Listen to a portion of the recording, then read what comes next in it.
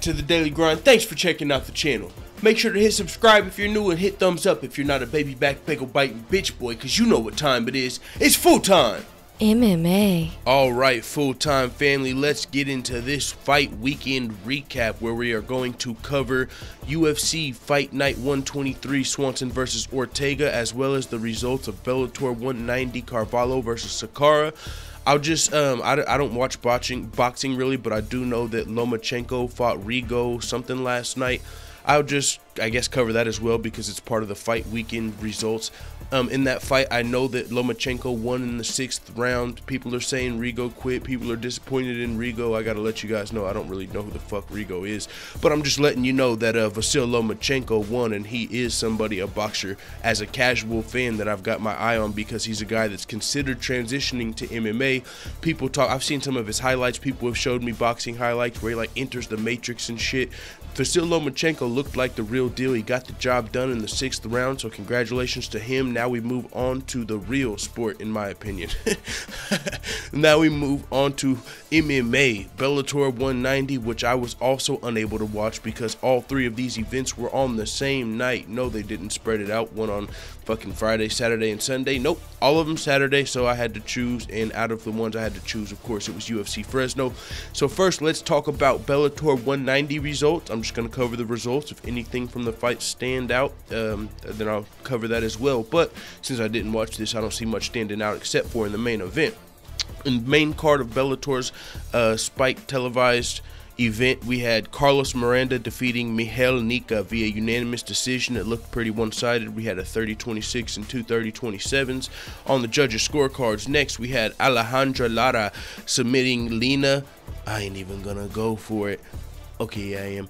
Ovinigova with a rear naked choke at 4:09 of round 3. In the co-main event, we had Brandon Gertz defeating Luka Jelkic via KO at 1:57 of round 1. And then the main event for the Bellator middleweight title, Rafael Carvalho defended his title with the KO of Alessio Sakara early in round 1.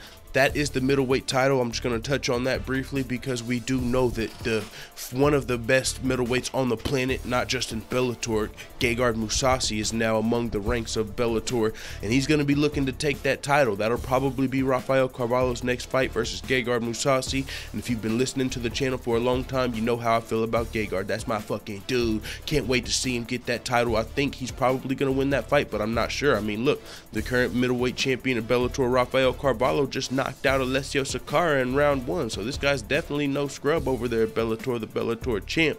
I got to admit, I don't know much about Rafael Carvalho, but I do know about Gegard Mousasi, and I will be watching that fight. So with that being said, let's move on to the main event of the night as far as I'm concerned, starting with the Fight Pass prelims all the way just to the preliminary card on Fox Sports 1 all the way to the main card.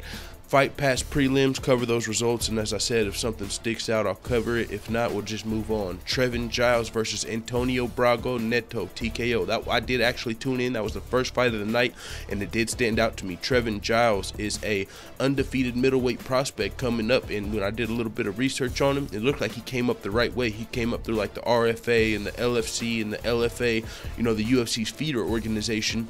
He had his, cardio on point. His boxing was beautiful in the fight. His fight IQ. So I'm really looking forward to Trevin Giles' next middleweight fight.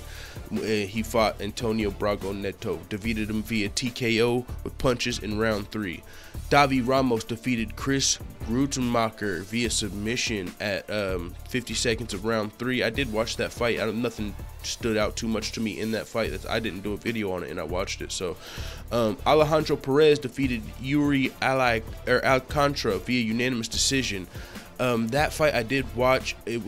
I knew more about Yuri Alcantara coming into the fight than I did Alejandro Perez. Alejandro Perez, I believe, was a 28-year-old guy who's like, I want to say like maybe 4-1-1 in the UFC now, something like that. And Yuri Alcantara, of course, is 37 years old, but he's definitely nothing to fuck with. Yuri Alcantara did come in though, and this fight, if I'm remembering correctly, it wasn't too exciting. There was a lot of high-fiving as far as, just trying to find the distance. They kept throwing their fucking open hand out there and touching hands. A lot of high-fiving. The crowd was booing a little bit. Couple big moments in the fight, but Alejandro Perez got the W via unanimous decision. Preliminary card, moving on. Frankie Sands defeated Merab Davishvili via split decision. That was an interesting fight. I do know that Merab guy is a highly touted prospect out of the Cerro Longo gym. He got a lot of takedowns in the fight, if I'm remembering correctly, but the guy got right back up, and Merab just kept going for like takedowns. It was like, if this is the fight I'm remembering, let me go up. Pretty sure this is the fight where there was just like a lot of takedowns scored, maybe some trips, but nothing really capitalized off of, not a lot of damage. Frankie Sands did most of the damage. I remember a cut in the first round. They said it was via headbutt, but we never saw the replay to determine it was a headbutt. But Frankie Sands definitely did most of the damage, landed the most significant strikes, probably got taken down 5 times to 0 in this fight, but at the same time he got the split decision victory. Merab was a little confident, I got to admit. You know, it was a little interesting when they were calling the decision, like one judge gives it to Merab, and he was like, yeah, raising his hand still, like, yeah, even though it's a split, I got it. One judge to Frankie, he's like, yeah, that's what happens in a split. And they're like, the other judge, Frankie, he's like, oh, awkward, fuck. But yeah, that was Merab. I was interested in that fight because he had Matt Serra in his corner. That was one of the most interesting parts of the fight, I got to admit, as there was a lot of Merab trying to control Frankie on the ground. So when Frankie couldn't get up, the fight wasn't the most exciting, but it's always fun hearing Matt Serra over there. Let's go, kid! All right, that was a terrible fucking Matt Serra impression, but I'm rolling with it. Let's move on to the next fight. Alex Perez versus Carlos John de Thomas via submission, Darce choke in round 2. That was a good fight. Alex Perez, I've got my eye on him after that fight. He won via Darce choke. Carlos de Thomas was only 21 years old, but both of these guys are up-and-coming fighters. I believe Alex Perez was coming off of Dana White's Tuesday Night Contender Series, got a big win via Darce choke. Carlos John de Thomas has a lot of room to grow, a young Philippine fighter who's only 21 years old with actually quite a bit of experience for his age. So looking forward to Alex Perez's next fight, definitely. We'll see what happens with Carlos John de Thomas. Andre Sukumtoth defeated Luke Sanders via TKO in round 2 and shocked himself and the rest of quite a few people, as Luke Sanders was a pretty heavy favorite coming into this fight because Andre Sukumtoth, the Asian sensation, did take this fight on short notice. So he lost the first round, and it's fair to say came in the second round and got a big TKO over Luke Sanders. Some people called early stoppage, but I disagree. I was fine with the stoppage. Andre followed up the big shot after he dropped him with some ground and pound. He did what he should have did. He didn't, you know, let him recover. He didn't act like it was a walk-off. He just got right on top of it and landed some more big shots, and the ref was forced to stop the fight. You know what I'm saying? It wasn't too early. We've seen some early stoppages, definitely way earlier than that. So I'm fine with the Andre Sukumtoth. I'm fine with the stoppage, and it was a big win for the Asian sensation Andre Sukumtoth, who moves to 1-1 in the UFC.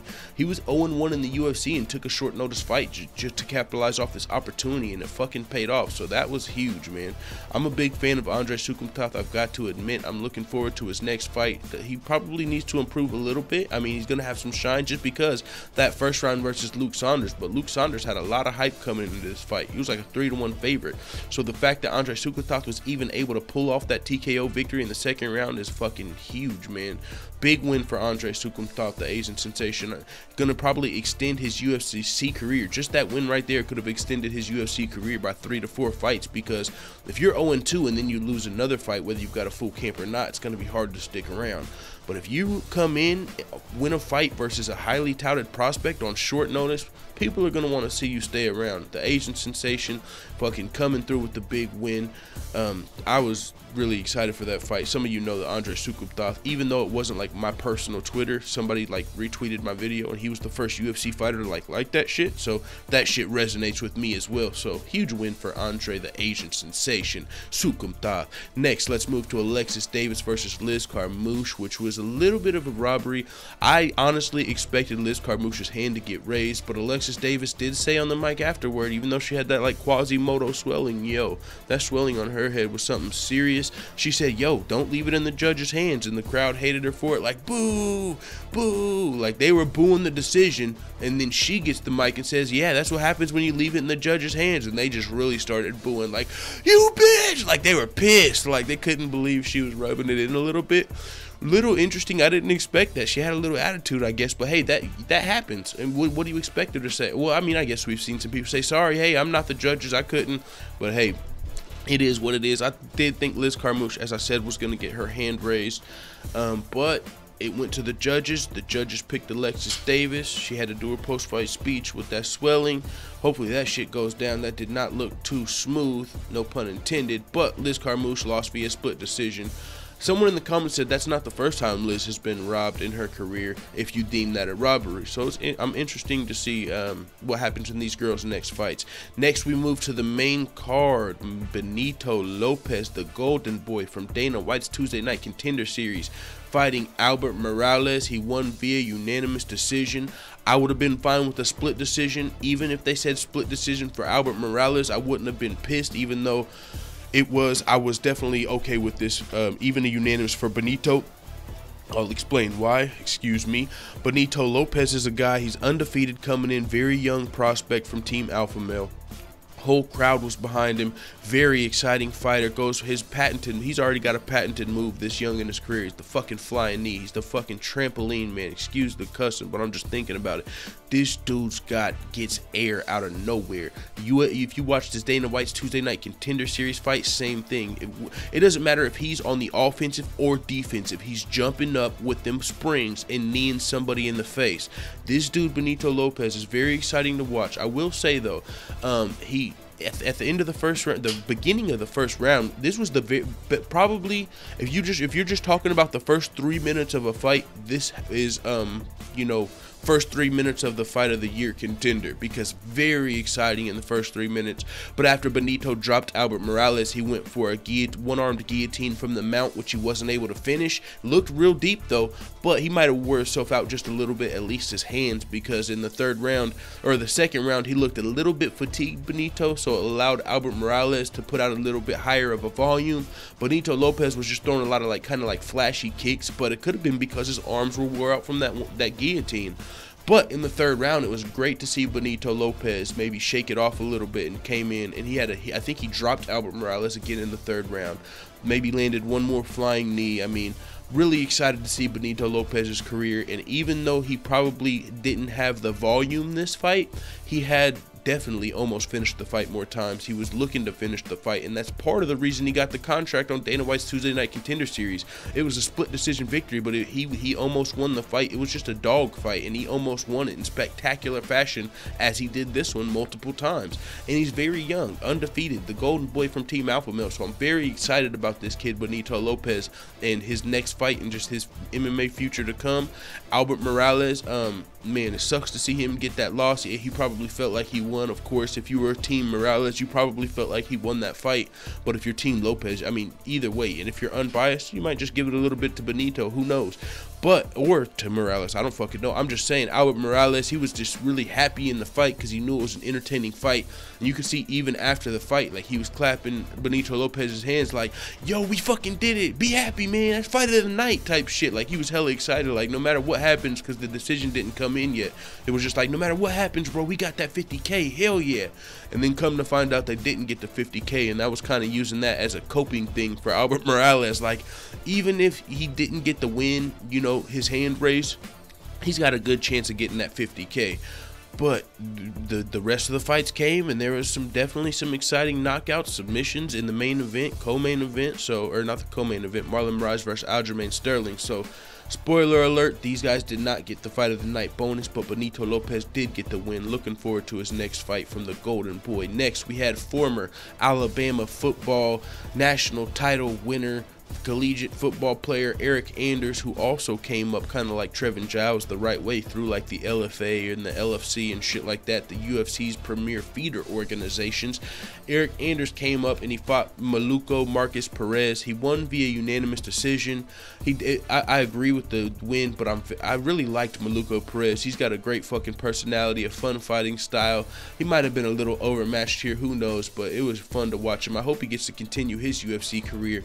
But Eric Eric Anders, he showed what he was, man, a former football player. You know, he literally was chasing this dude down like a cornerback in the fight. Like when Maluko Perez was trying to be getting on his bike or something, Eric Anders would chase him down like a fucking cornerback, put his hands on his shoulder, and go to drag him down like a fucking tackle. It literally looked like a football player in there. When he was doing jiu-jitsu, as far as Eric Anders, it looked a little bit like a football player. He couldn't really get the Kimura to work. He couldn't really get the jiu-jitsu to work. Maybe a little more jiu-jitsu, but what he did have is what got him the win, and it was probably going to get him a few more wins.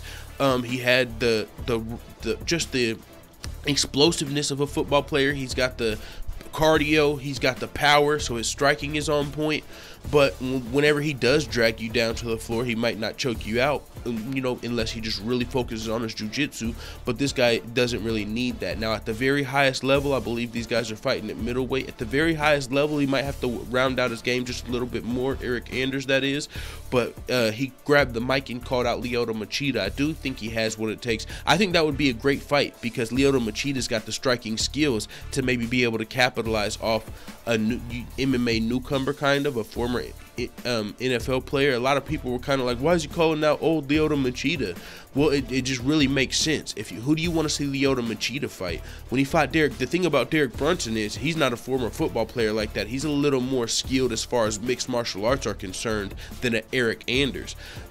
So for who else do you want to see Lyoto Machida fight in their next fight? Another guy that's like 35 to 40? I mean, I understand that. But if Lyoto Machida really wants to show he can get back in there with these young Thundercats and go for a championship run, this would be the fight because this guy's explosive. He's got the cardio, but he might not have the striking. He doesn't have the mixed martial arts skills of a Lyoto Machida. So it's going to be youth and explosiveness versus experience and skills. I think it'd be a great clash of matchups. I mean, I don't know who would win. I really don't in that fight. And some people just say, oh, why is he calling out old Lyoto? Well, because it makes sense to me. And it's a name, you know, for his record as a former football player. I've got a win over a former champion and shit. I just think that would be an amazing fight. I'm glad I mean, I just think that's a great fight. Eric Anders versus Lyoto Machida. I'll be watching. So let's move on. He did remain undefeated, though. Eric Anders did remain undefeated versus Maluko Perez, who was also undefeated. Both of these fighters were coming into this on a 9-fight winning streak. Eric Anders moved up to 10-0, Maluko Perez to 9-1. Now, Scott Holtzman versus Daryl Horcher. This was an interesting fight. It was a unanimous decision, and I was a little surprised. One overall theme of the night at UFC Fresno was like the refs got a huge pep talk that said, yo, if they're not working to finish, you count to 3. And if they're not working to finish in 3 seconds, stand them up. Because Scott Holtzman, like, just got the mount. Like, there was just even before this fight, this is the one I really remember it, though. The refs were all saying, look to finish, and like, unless you were fucking throwing a goddamn triangle, like, even the fighter off their back, sometimes when the ref would be telling the fighter on top to look to finish, or I'm gonna stand it up, the fighter off their back would come out with like a fucking triangle attempt at sometimes. So it's like, both of these fighters down here are working, but that's not enough anymore. There is no much, like, they're changing it to where you can't just stay busy. You've got to look to finish. And if you're not getting that finish in 5 to 10 seconds, they will stand you up even if you just fucking got mount. Like, it's crazy how much the refs have the emphasis on looking to finish and how quick they were standing some of these fights up. And it happened in this Scott Holtzman fight, which was almost to the detriment of Scott Holtzman, who was clearly the superior grappler in this fight. But Daryl Horcher's left hook was sitting Scott Holtzman down. He stunned him once or a couple of times with that left hook, and really it forced Scott Holtzman to just shoot takedowns kind of repeatedly and try and work the clinch game, because Daryl Horcher definitely, it looked like, had the striking advantage, and most of it was really behind his left hand. Scott Holtzman and the jab, though. Daryl Horcher was just, Scott Holtzman couldn't get much off in the striking department, so he had to rely on his wrestling. He scored multiple takedowns, but the ref would stand him up, get clipped up a little, and have to get the fight back down to the ground. So Scott Holtzman really had to work for this W, because there were some feisty referees, but he did get the win. So Scott Holtzman with the win over Daryl Horcher via unanimous decision. Next, Marlon Moraes versus Aljamain Sterling via knee, heard throughout the world. This wasn't as brutal as the Francis Ngannou Alistair Overeem knockout to say, but it was really close. Marlon Moraes defeated Aljamain Sterling via KO in the first round. Aljamain Sterling went to time a takedown. Marlon Moraes went to throw a kick. He said he was really throwing a kick, but the knee connected with the takedown attempt, and it put Aljamain Sterling out stiff. Holy smokes, that's not even one you can joke about. Like, even though there's a lot of jokes, just like, it was just fucking stiff. I guess you gotta joke about it if you're joking about the Ngannou knockout, and that's more brutal. Well, okay, so I'll tell you the jokes I heard. Even though I didn't see it, they said like whenever Aljamain Sterling was going down, he was like in a dab position. Now I haven't seen that, but I'm sure there's gonna be speaking of memes. Oh my God, did you guys see the fucking Alistair Overeem Francis Ngannou meme where Francis Ngannou's throwing the uppercut and he's got the guitar in his hand and Alistair Overeem's head back and he's jamming out to the fucking, he's got like the guitar, you know, like Guitar Hero. He's got the drums though. Alistair's got, I'm gonna fucking put the meme up. So actually, you guys are probably looking at it right now because I gotta find that shit just so you guys can see it. That's literally the best meme I think I've seen in the last, I don't know, 2 months. With that being said though, Marlon Moraes defeated Aljamain Sterling. It was a little accidental, as he admitted. I was throwing the kick, but the knee connected. Aljamain has released a Sterling, which I'm glad, because I woke up this morning like, yo, is Aljamain okay? That nigga's neck broke? Is he fucking still knocked out? I don't know what was going on, because he wasn't even able to stand up in time before. I don't know how he got out of the ring. I mean, it was a pretty brutal knockout via knee, and Marlon Moraes admitted he was throwing a kick, but Aljamain said, thought I timed the takedown perfectly, and boom, we all saw what happened. Aljamain went down, and it sucked because I really felt like this was a great fight, which it still was a great fight. I just wish I would have got to fucking see, like, I just was excited to see this for multiple rounds, just this fight, but it didn't happen like that, as Marlon Moraes ended it pretty quickly. Whew, yeah, let's move to the co-main event. One thing I'll say is I was surprised that wasn't the co-main event. Aljamain Sterling and Marlon Moraes was between the number 7th ranked bantamweight and the number 8th ranked bantamweight. And then the co-main event is the number 15th ranked fucking featherweight versus an unranked featherweight. Like, why wouldn't you put the 2 top 10 ranked guys fighting above the, you know, unranked guys, essentially? But it is what it is. Jason Knight does have a little bit of a fan following. I am one of those fans. Maybe that's why more fans equals higher placement on the card. Who knows? I was surprised at that. Jason Knight did lose via unanimous decision to Gabriel Benitez in a one-sided bout. Jason Knight ended up losing a point in the first round when he bit Gabriel Benitez's finger. Like, when they were in the clinch, Gabriel Benitez was like reaching for an underhook, and Jason Knight like bit his finger. Gabriel was like, ah, like, we didn't know what happened. The commentators thought it might have been like some joint disfiguration. Maybe he bent his fingers back. And then out of nowhere, the referee came and started taking a point away. And fucking Jason Knight had bit him in the first round too. So that was really interesting. That's Mississippi Mean. This dude, that's that's part of his fucking game, dog. He's just a mean dude. Mississippi Mean, the kid, Jason Knight, man. Biting dudes, got some eye pokes off in this fight. He was channeling his inner Mike Tyson, some people said, with that bite, but hey, it is what it is. He did get smoked in this fight, which I did not expect, because Jason Knight is a very talented fighter. He's beat some good dudes, man. I've watched all of his UFC fights. He was knocked out in his last fight, but really it just seemed like the pressure got to him in this fight. In the first round, it looked like he was kind of marking out for his own gimmick, like, because he's like Hick Diaz. That's his nickname, one of his nicknames. He's got fucking 10 of them. But they call him Hick Diaz because he likes to talk trash in the middle of his fight. Like, you ain't getting this fucking takedown on me, boy. Shoot it. I dare you. You know, and shit like that. And it's fun to watch him fight. He's like 20-3. He's got a great record. And but it looked like the pressure might have got to him. Maybe he himself, it seemed like, you know, he knew he was in a co-main event, biggest fight of his life, the most attention he's had before. It seemed like he was trying to force the trash talking. It wasn't just natural. It wasn't like Gabriel Benitez missed a takedown attempt and then he was like, you ain't getting those. It was more just like out of nowhere. You fucking ready, boy? You know what I'm saying? It was kind of forced. So it just felt, Jason Knight just didn't, it seemed like the pressure might have got to him. Where he comes from, man, you can't just expect him to be able to accept this star power. This dude is a dude from like the country, just a little, you know, backyard scrapper type dude, like hella cool dude, but he doesn't seem like a star. You know, he doesn't seem like a guy that's made for the pressure, made for the bright lights. And with that being said, that's why I just felt like the pressure was getting to him as early as the first round. Now, I might just be a little biased, or I mean, it was that, but Gabriel Benitez did have a very flawless performance. I'm not taking anything away from his performance. What he did to Jason Knight, I did not expect. I will be looking for Gabriel Benitez's next fight. He should move into the number 15th spot, as that's where Jason Knight was before this win. We'll see. But let's move to the main event. Brian Ortega versus Cub Swanson. Brian Ortega defeated Cub Swanson via submission guillotine choke. It was almost a standing guillotine, but he jumped up and cranked it.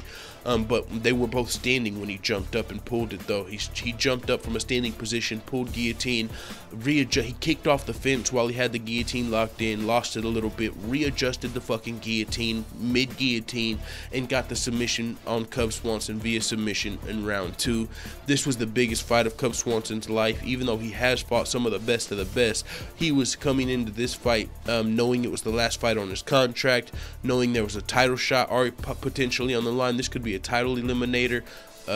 Last fight on the there was so much Cub Swanson had to fight for here, but at the same time, it could have been a blessing or a curse, because, you know, one man's trash is another man's treasure. He was feeling a little bit left out by the UFC, a little unwanted by the UFC. Well, I can tell you one organization that'll be knocking on Cub Swanson's fucking door tomorrow morning, and that's Bellator. Scott Coker will probably be there with some motherfucking tea or something. He's gonna have some Starbucks, bro. He's gonna have the ultimate presentation for Cub Swanson, like, yo, we think you can be a champion over here. You ever thought about fighting the likes of Patricky Pitbull? You want to fight Benson Henderson? You know, they're going to be rolling it out from my boy Cub Swanson. He's probably going to get the money over there, and he's got a chance of becoming a Bellator champion. And just because, you know, the way he left the UFC, some people might say, oh, he's going and fighting easier competition. They always say that when somebody goes to Bellator. But no, Cub Swanson, it was arguable whether or not he should stay with the UFC before this fight. I mean, the talks were out of they weren't even out of Jose Aldo. It was out of Frankie Edgar and Cub Swanson. That's who gets to fight Max Holloway for the title. We see that Frankie Edgar gets the shot. We're fine with that. But then Frankie Edgar gets injured, and it's like, okay, so Cub Swanson's going to get a shot. Even he thought it on Twitter whenever he found out Frankie was injured. He was like, yo, I'm willing to step in, and he thought he was kind of a shoo-in. But no, Jose Aldo comes out of left field, and he kind of gets the rematch. So there was logistical reasons for that. I mean, I don't know if it's just because the UFC didn't want to have to cave into Cub Swanson's contract demands, or if it's because they didn't want to lose half of their main event at UFC Fresno, where Brian Ortega was going to be fighting Cub Swanson 1 week later. So if Cub Swanson would have got the title shot, they would have had to find a replacement for the main event versus Brian Ortega. But they had to with with Aldo, because the only difference is Aldo versus Lamas was not the main event of the UFC on Fox next week. It was the co-main.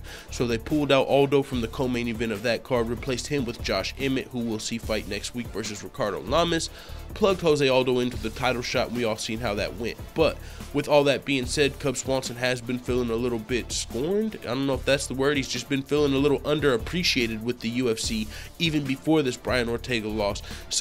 And Bellator continues to bolster their ranks with the best fighters on the planet, as we've seen Rory McDonald, Gegard Mousasi. They've got the heavyweight tournament coming up. I mean, clearly the UFC, if you go down the entire ranks, has the best fighters on the planet, but Bellator at the highest level has some guys. So with that being said, I would not be pissed off if Cub Swanson took his talents over to Bellator and got gets what he needs. You know, some fighters, they're not in it just to be the coolest, you know, biggest star anymore. They just want to make a living for their family, and Bellator's providing that opportunity for quite a few people. You know, if the UFC doesn't feel like you're worth whatever, well, we're gonna make you real fucking happy over here. So I really see Cub Swanson signing a pretty lucrative deal with Bellator MMA. I think they could use him. I think he could be a fucking star. Of course, I'm watching every single Cub Swanson fight that happens, whether it's UFC or Bellator. So there's a lot of interesting matchups that could happen over there. I've named a couple, but with that being said, Cub Swanson was defeated by Brian Ortega, who remained undefeated in the UFC, undefeated in his professional mixed martial arts career. All finishes in the UFC. They were all third round finishes. Now here's a second round finish, and even he said, hey, maybe next one will be first round. looking forward to Brian Ortega's next fight. He did say he's willing to wait on Frankie and Max's title shot, and hopefully he can get the next one after that. But if not, he's willing to fight another guy. So, hey, congratulations to T-City Brian Ortega for the huge win via guillotine choke in round 2 of UFC Fresno main event. With that being said, everybody, thanks for listening. It is what it is. Let the full-time family know what the fuck you tap at in the comments. I'm out.